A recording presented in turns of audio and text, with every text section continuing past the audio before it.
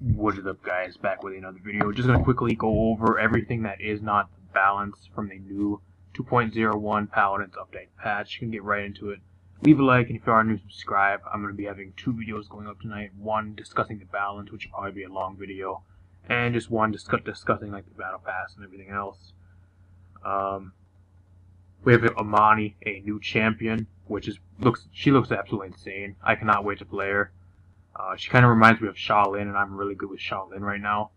And assuming that I'm good with Shaolin, I can probably carry that skill over to Amani. She has a dual stance, Overveil. She has 2200 health. Passive, Clear Cast as Amani deals damage. She generates mana, which is kind of cool. She does have a mana bar as well.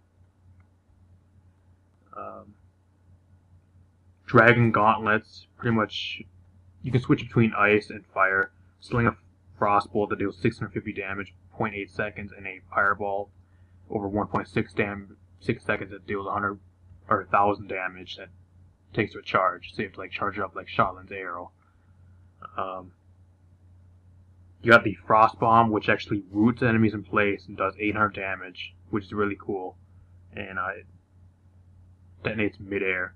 And you have the Inferno Cannon, unleash a torrent of piercing fire, which is pretty much just like a fire line. It's really what it is, kind of like a big flamethrower in like a straight line that pierces enemies. Very cool. You're very vulnerable though. Has a movement ability called Frostfire Glide, which is really cool. Elemental Shift your elements. That's pretty much just like the shift thing between ice and fire. And the ultimate, probably one of the coolest ultimates that there's going to be in the game. Dragon's Call. You summon pretty much a dragon for 20 seconds. During this time, Imani, though, is pretty much like vulnerable. You just have to stand in one place, and if Imani dies, that means you die as well. So you have to stand in one place and control the dragon for 20 seconds. Very cool. Has 7,500 health.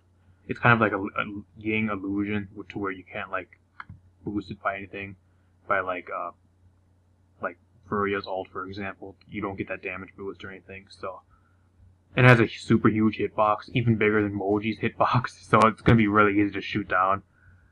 It's not like it's super overpowered ult, in my opinion. It's gonna take forever to charge as well, as what they said. She has a few different talents. I'm not really gonna discuss her cards in depth because I need to play the character first to know what cards are good and what cards ain't. So I'm not gonna discuss the cards. Splitting Ice, Frostbolt bounces between additional enemies, which I think is probably going to be one of her most viable talents. And remember, there's only 3 talents now, which I'll probably discuss in the next video.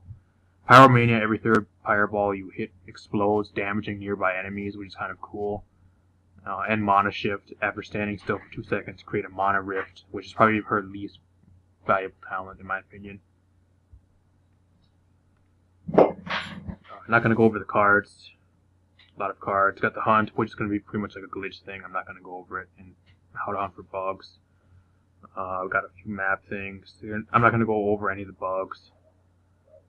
You guys can look at it yourself. We have a new battle pass again. Another new battle pass. The Battlesuit Battle Pass. Looks pretty cool. I'm going to discuss this real quick. We have a new type of mount called the Alpha Speed Mount, which is really cool. 50% boosts during the duration of the battle pass, limited Paladin loading frame, exclusive high command announcer pack, which is kind of cool. You get an announcer pack with this, just for buying the battle pass, which is going to be 600 crystals. You got battle pass experience, whatever. Level 10, you get a new Kinessa skin, which looks really, really, really cool. Level 30, you get a new Furia skin. I don't know why Furia just got another skin not too long ago during Dragon's Call. They gave her another skin for some reason, not sure why. We got a new Androxa skin, which looks absolutely insane. Finally, someone I actually play gets a skin, which is really cool. Here's some other stuff. They have a death stamp, a bunch of other stuff that you can get. They bring back the skin boosters. Static sprays. You guys cannot tell me that this battle pass was not inspired by Gurren Lagann or Iron-Blooded or Gundam Orphans. You cannot tell me that, because the Kinessa skin, go look at this Kinessa skin. I think they got a lot of inspiration from Yoko, from Gurren Lagann. That's my opinion.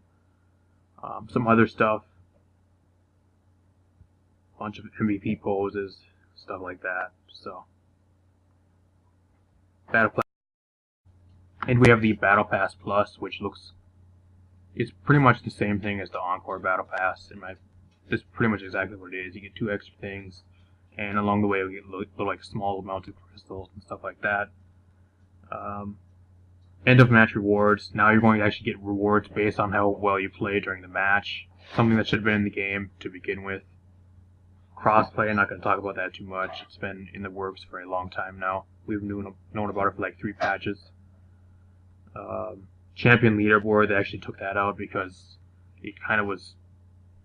They thought it was kind of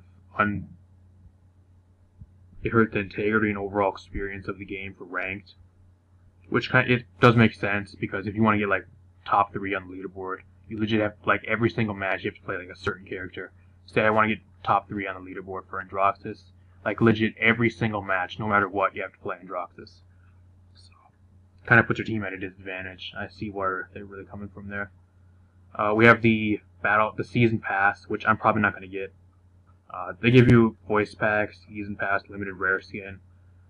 All talents instantly unlock for every new character in the future. Additional uncommon skins, emotes for new characters in the future. I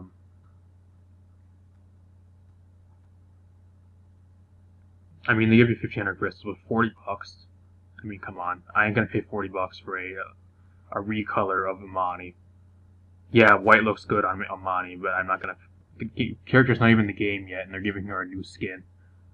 At least Dredge, he was in the game for about 2 months before they gave him a new skin, or his first skin. So, and instead of giving Tyra or Shaolin or Cassie or some other damage champion that has not had a skin in a long time, they gave Victor yet another skin. Victor has had a skin like 2 months ago during the Dark Tides event with Full Moon Victor. They're giving him another skin with Legionary Victor. Does the skin look cool? Yeah, it looks cool in my opinion, but am I going to buy this, and am I excited for another Victor skin? No, I'm not. Honestly, I'm not excited for another Victor skin. They took a huge opportunity away from someone that could have got another skin like a Tyra, like a Cassie, like a Shaolin. I'm not even going to talk about that. We also have a new mount that if you buy the season pass. Legionnaire Warhorse. It looks cool. But I think they kind of made it a little bit too much to where you have to use it with like 1 skin. I wish they would make it a little bit different than the Victor skin, because it feels like they both go together way too well. To the where you don't use Victor, then it kind of looks a little bit off. In my opinion, I'm not quite sure. And you also get this Fire and Ice avatar, which is probably the only thing that I would want out of the season pass bundle. The new thing they're doing. This looks absolutely really cool. I really would like this. It looks really cool. I'd actually use that and I'd rock that all day. We also have the Digital Deluxe package. I'm not going to go over that. $60 is insane. They have a new chest, the Flare chest, with 19 new avatars. Really like the Maeve one. I really like the Ying and the Sky one as well. These are only 6 out of 19, so there's plenty more. Going to be interesting to see that in game. They also have a new thing with the Esports chest, which is 2 months late, Hi-Rez. 2 months late. Readjusted drop rates for more favorable distributed skins and announcer packs for esports chests. Now, before, all you would get was either recolors that you have not bought with gold, or you would get Battle Pass team boosters. You would never get any announcer packs or any rare skins like Quicksilver Ying or Blood Moon Cassie. A little bit late, Hi-Rez. Everybody that I know has used all their esports chests, and nobody has esports chests left, so it doesn't really even matter. Something I was kind of pissed about. Season 2 ranked, I'm not going to really go over in depth on the rank, because I'll just talk about it more once it actually hits the game. Rewards, we have the loading screen. Season 2, we're actually going to be getting loading screen again at the end of Season 2. Play 100 games, you get a limited title, limited skin. We got the new Grok skin, which I'll go over in like a minute. Battle Hardened, limited title. Get a gold chest and a limited avatar for that. Grok skin looks very underwhelming. They could have did a lot more with this skin. It looks very plain. Yeah, it has horns and has like big ass tusks, but I think it's a little bit underwhelming in my opinion. It's free, so I guess it ain't gonna be like one of the best skins ever.